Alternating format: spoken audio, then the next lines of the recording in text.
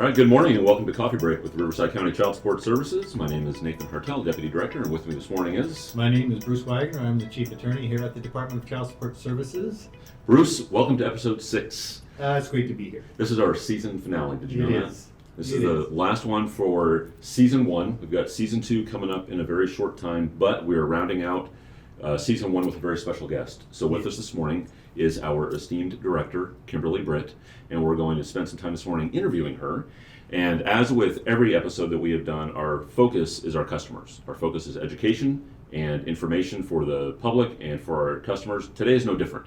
So we're interviewing Ms. Britt because we want to have our customers get a different perspective and hear from the person who really is at the head of the ship, that is Child Support Services in Riverside County, and helping to guide our way. And I think our listening audience is going to really find this interesting to hear the perspectives of our director, Kim, and how she sees our agency and the vision of our agency. I think so too. So let's start by just welcoming Kim. Welcome to our podcast. Welcome. We're super happy to have you here this morning. Well, thank you so much. I am so happy to be here. I'm a little upset that I wasn't invited sooner.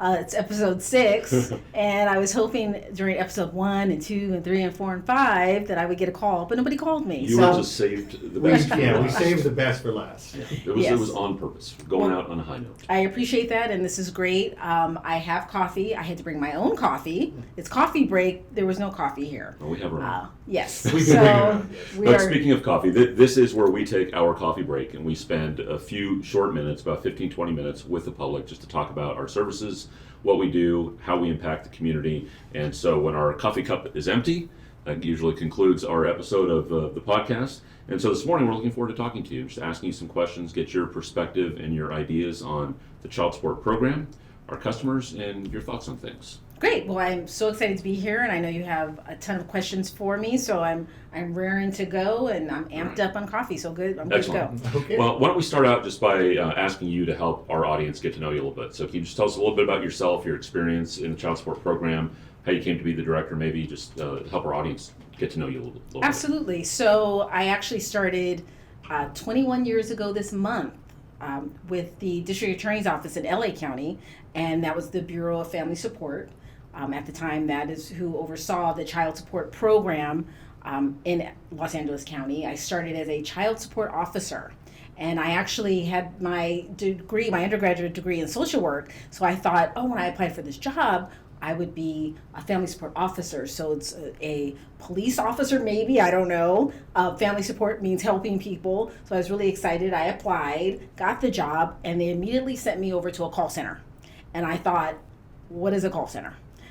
And it turned out to be a place where you basically take the calls from our customers, and those customers, at the time, we called them clients, would talk to us about issues they were having with their child support, questions. I actually worked the 12 to 8:30 shift. We were open from 6:30 in the morning to 8 at night, and because I was new, I started at the bottom, went in at 12 o'clock every day. So that was my first kind of entry into public service, specifically in child support. Worked for Los Angeles County for almost 18 years, left in 2016, came over to Riverside County Child Support as the assistant director, and became the director here in 2018 in September. So just celebrated my 1-year anniversary as the director. So it's been a wild ride, actually, a long journey. I've learned quite a bit. It's changed a lot. When I started, the program was law enforcement. It was very enforcement focused. There was a sense that you were in charge and people had to do what you said, and if they didn't like it, oh well. That's where I grew up in the program. It changed. In 2000, we became a social services agency, and that shift was difficult for a lot of people, myself included.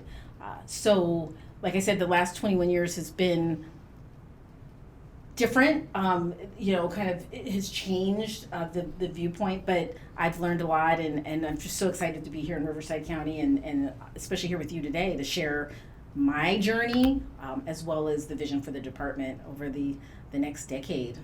Well, it sounds like you've pretty much seen every aspect of what the Department of Child Support Services does in your experience. So with that, how do you see the Department of Child Support Services here in Riverside County as we move into the future? So I think in order to look in the future, you have to look at the past. And our past has been one of misunderstanding between us and the public. The idea that we are entering or involving ourselves in the lives of people and the most vulnerable kind of aspect of what is happening to them, their relationships, their children, and their money. And then as soon as you get involved in that area, it's difficult for our workers, our staff, the caseworkers, our attorneys, as well as the public. So I think looking at where we were 20 years ago and approaching it differently as we enter the 2020s is really important. One of my concerns has always been that we don't really look at our customers as individuals going through a really tough time. And that's really what it's about. They're coming to us because they need help. Sometimes they don't know they need the help, and we have to educate them about what that looks like. A lot of times they just come from a place of, this is, my back is against the wall, I have nowhere else to go, and we are here to help them, to guide them.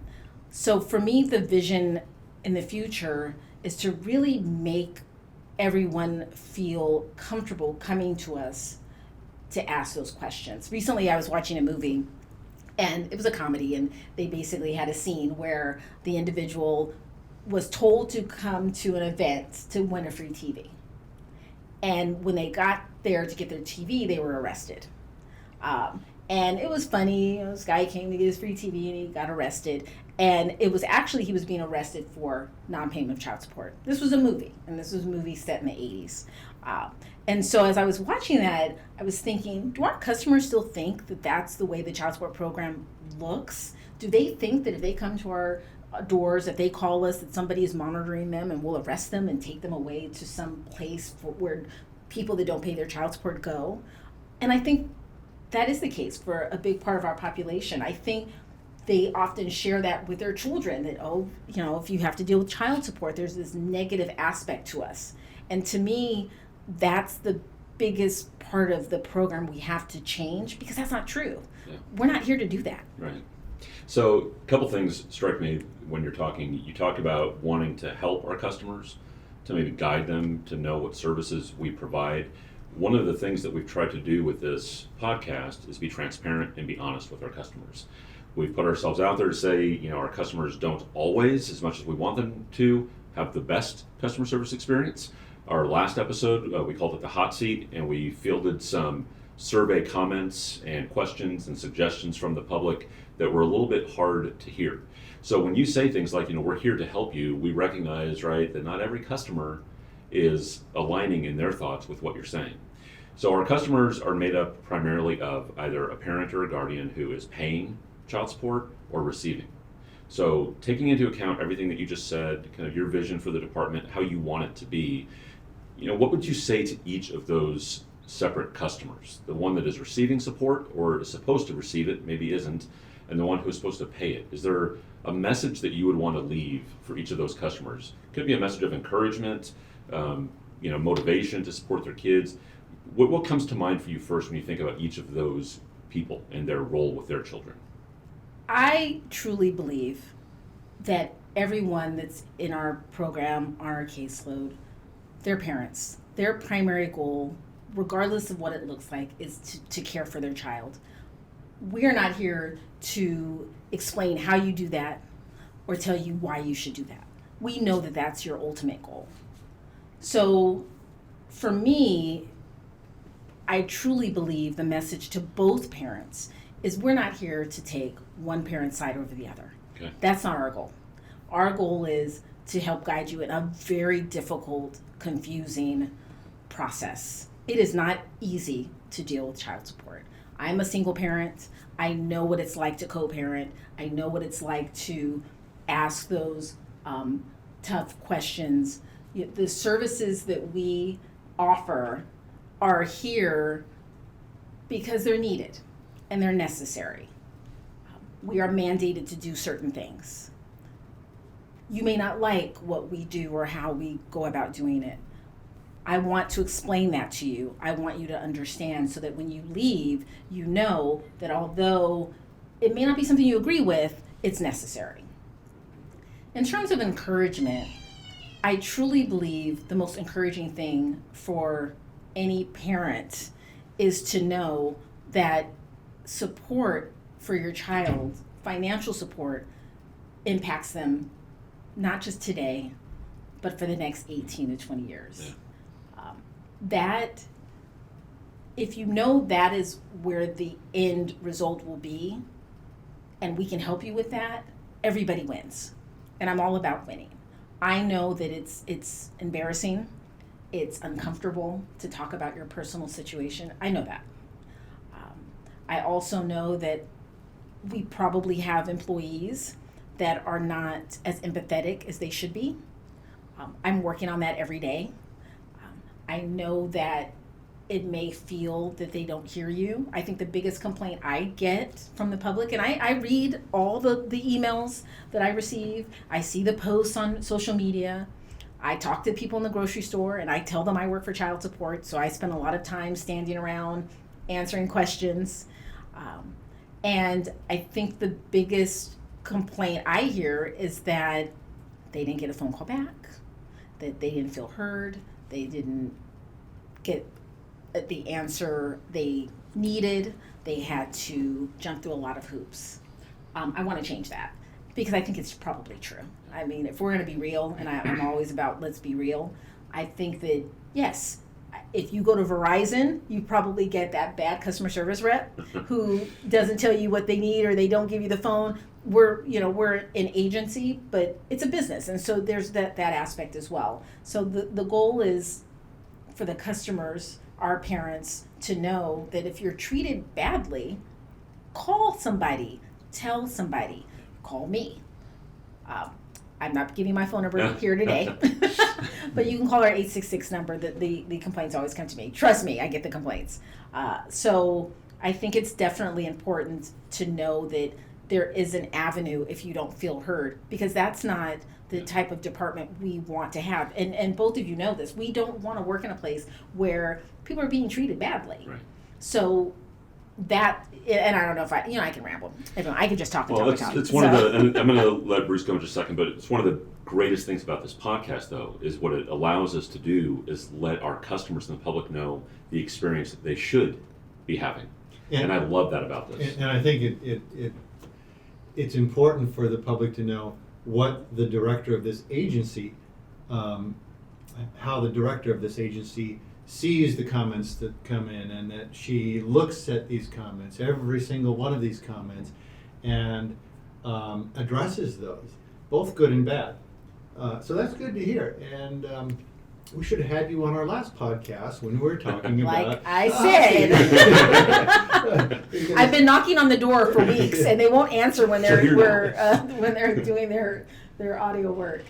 We did another podcast, and I know you listened to all of our podcasts. We did one on the myths that are associated with our agency, Yes. and you touched on that with your story about the movie that you saw, where they sent out invitations to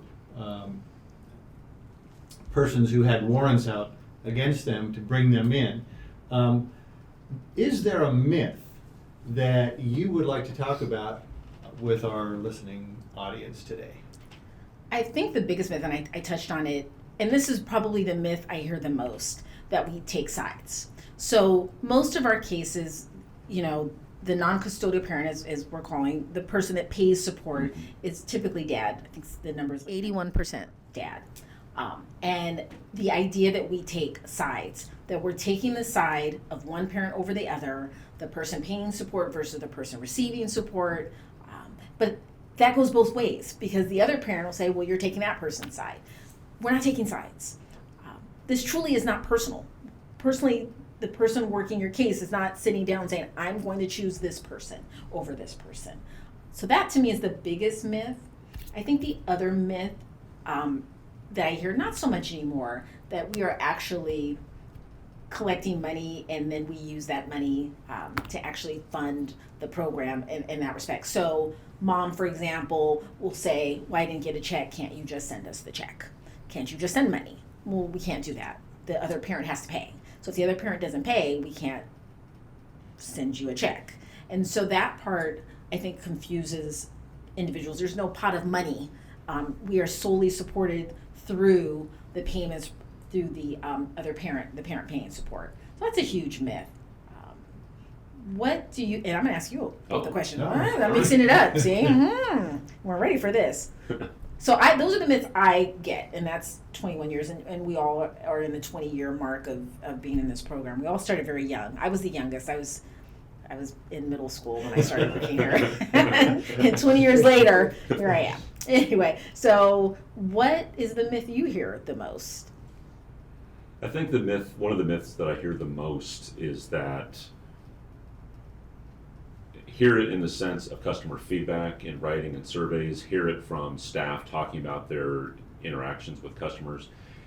On the side of the person who is ordered to pay support, is that if I just don't pay anything, nothing's really going to happen. So I think that there's a great misunderstanding about the seriousness and the impact of not complying with a court-ordered obligation. And again, this is why we wanted to do this podcast, because it's not all, roses and touchy-feely and happy feelings that goes into this process. It's not personal on our side, as you said, but the topics that are being addressed are very, very personal for our customers. Yes. So it's their money, it's their livelihood, it's money being taken out of their paycheck. But oftentimes, people lose their job, they're unemployed, they've had a reduction in their wages, and I think there is a myth or a misunderstanding that when those things happen to me, I really don't have to do anything. I simply won't pay for a little while, but the reality is that because it's a court order, and we've talked about this in other episodes, Bruce, it is not any individual person here choosing to charge someone a certain amount of money. Mm-hmm. These are court-ordered obligations that we've been given the responsibility to enforce, and there are certain things that have to happen when that doesn't take place, such as reporting to someone's credit report that they're delinquent, looking for assets that we might be able to take. So those are some parts of the child support program that we're required to be involved in. We are in the business of collecting that child support because the word child is in there because that's where the money needs to go. And so I think that there's a myth or a misunderstanding that I can just ignore it. That's not all the time. I wouldn't even say that's the majority of the parents who are ordered to pay support, but that can happen. And I can see that happen from time to time. And I think that's where I see the biggest myth. I would agree with what you said there. And that is that the Department of Child Support Services does what it wants to do when it wants to do it. That is absolutely not true. We are highly regulated. We have to follow the letter of the law. And more than anything, and you just mentioned this, we have to follow the court orders. We can't ignore what the court order says or change what the court order says. We have to follow what the court order says. And we do that on behalf of our parents. But I think the enforcement of court orders is lost in the day-to-day activities of the Department of Child Support Services. That's a good question. But to touch on that, I think when we talk about that particular myth, for example, yes, we have to do that and we have to follow the letter of the law. I think you can also add to that, you can come to our office and Absolutely. We can talk about that. Yes. And that's the myth that I think gets lost within that myth, that you can't talk to us. Right. And that when whatever is set, it's set in stone. And that's not the case always. You can come in and we can look at what's happening in your situation, and whether that means going back to court, whether that means, closing a case depending on a certain situation, all you have to do is come in. And to me, that's the biggest difficulty. There's something about coming into a building that says child support. I don't know if it's overwhelming, maybe it's embarrassing, maybe it's just a place you don't want to be. That's hard. I was looking on Facebook and looking to see how many folks actually check in. So wherever I go to dinner or do anything, I check in. And I'm there. I want everybody to know I'm at a particular restaurant. I don't know why, but I do. So I don't know why either. I don't know. I don't know why I do it. So I just want you to know, and I want you to see the food I just ordered, and just like, I don't know. But I don't see a lot of people checking in the child support, because when I check in the child support, now all my friends know I'm at the child support office, and I don't want people to know that. That's not something that people probably want to share. They'd rather share the meal they had. So I know that's tough. But that's where we have partners, and we have other organizations that we like to work with. Maybe you come into those offices and you talk to those folks, and they are educated on our program, and then from there we can connect. If you have those uncomfortable decisions that need to be made and you don't want to do that here, maybe you want to talk to somebody first, and that's fine. And that's where we're going. It's looking at ways to make people feel comfortable talking about the most uncomfortable parts of their life: a broken relationship, a failed relationship, co-parenting. So that's, to me, how we can be Mythbusters. Oh, maybe that's the next podcast. Child support Mythbusters. That was actually our episode 2. I want to make that the whole podcast. We're going to make a separate podcast. There'll be 2 podcasts, and I want to be the host of that podcast since you have this one down. You're always welcome to come back, Kim. Oh, well, maybe I'll get an invite. So before you keep asking us more questions, I won't. so let's unpack a little bit what you said there, because there's a lot involved there. So let's think a little bit about what it feels like to come into a child support building. So either what have you seen Riverside County Child Support Services do recently to improve the experience of our customers? Can you speak to that? Or what would you like to see us do to make it a little bit more inviting, to make it maybe a little bit less stressful? How do we improve that experience for our customers? So one of the things we've done is we've definitely reached out to more partners in the county and more organizations to tell our story. So we're spending a lot of time educating partners on what we do, so they can tell our story. Another thing we've done, and this is something I actually learned, I attended a poverty simulation. And poverty simulation is pretty interesting because it lets you know what individuals have to go through to get services. And I attended one, and one of the things I realized in that simulation, everything was Monday through Friday. Monday through Friday, 8 to 5. I don't know about most people, but I know I can't do a lot Monday through Friday, 8 to 5, because I'm at work, I'm doing other things. It's very difficult to manage the business of life, Monday through Friday, 8 to 5. So I came back from that event and said, we have to do something. So we opened up one Saturday a month. We're open, we have no wrong door in the state. Any person who has a child support case from San Bernardino, LA County, Orange County, Northern California, if they're here that second Saturday of the month, they can come into our office. And the goal for that is to make it easier for our customers to do what they need to do to manage their child support concerns. And I think that's been very successful. We've opened up our social media presence. We have something very exciting coming in the spring. We'll have a mobile unit that will actually go out to parts of the county that we don't have offices. Right now we have the three office locations in Blythe, Indio, and here in Riverside. So that mobile unit will allow us to access other areas so we can be there for our customers as well. So okay, that's great. Just some good suggestions. Yeah, very good. And I'm not sure how we're doing on time. I think we're getting towards the end because my coffee cup is almost empty. I'm supposed to be drinking coffee during this whole time? Okay, I need to drink my coffee on my coffee break. Okay, while I ask you this last question, go ahead and take a sip. Do you have a message for our customers, or is there something you'd like to say to them? Words of encouragement? Anything that you have, anything that you feel about the Department of Child Support Services that is a little bit outside of your official capacity here? So, I think the biggest thing I would want to share, besides slamming doors, everyone, we're in a conference room, just so you know, we don't have a sound studio, so we're in a conference room. So, I think the biggest thing I would want to leave with is we're here to help. It's okay to reach out. that is the first place to start. Anything could be, and you don't want to say the word fixed because it's not about fixed, but anything could be discussed. You may not leave with the answer you want. We are a mandated program. We were created for welfare recruitment. That's just, the foundation of our program. So why we exist is why we exist. And what we have to do is what we have to do.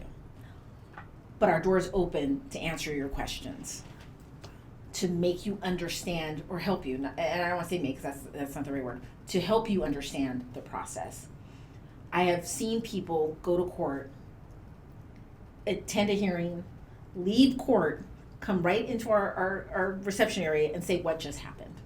Time and time again, they leave not understanding the process. Why? Well, it's very confusing. Who can understand that? If I went and I work in the program, I would probably be confused. It's very confusing. So to know that you can come in, and if you have to ask the question 10 times, that's okay.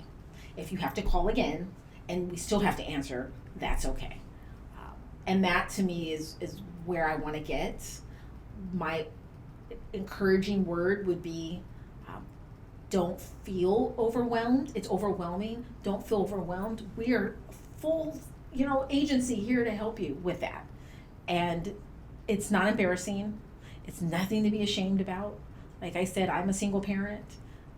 I get it. And I think we're all human and we all just want to be kind to each other. So if we can help with that, help two people negotiate that process, 18 years is a long time. It is. And that's one of the things that we try to encourage our staff to do is strike that balance with our customers of being understanding. We all, at some level, can relate. So not every employee will have children, so they may not be able to relate to that part. Not every employee will be married. But the vast majority of the employees that we have here that our customers are going to engage with, they can relate to the personal nature of what's going on. And so we want our customers to feel very comfortable in interacting, asking questions, coming back over and over again. And we will be as patient as we need to be to help explain and clarify that process. We're going to close out in a minute here, but one final question before we get to the end here. When we think about the child support process itself, though, if there was anything that you could change about the process, about the way things go, in your dream world, what would you change? Oh my goodness, there's so much. The application, I would make like a one-pager. Okay, because it's lengthy right now. It's Yes. a lot to fill out. Oh my goodness, yes. I would have office locations, 10, 15 different kind of one-stop shops that you can handle multitude of services all right then and there.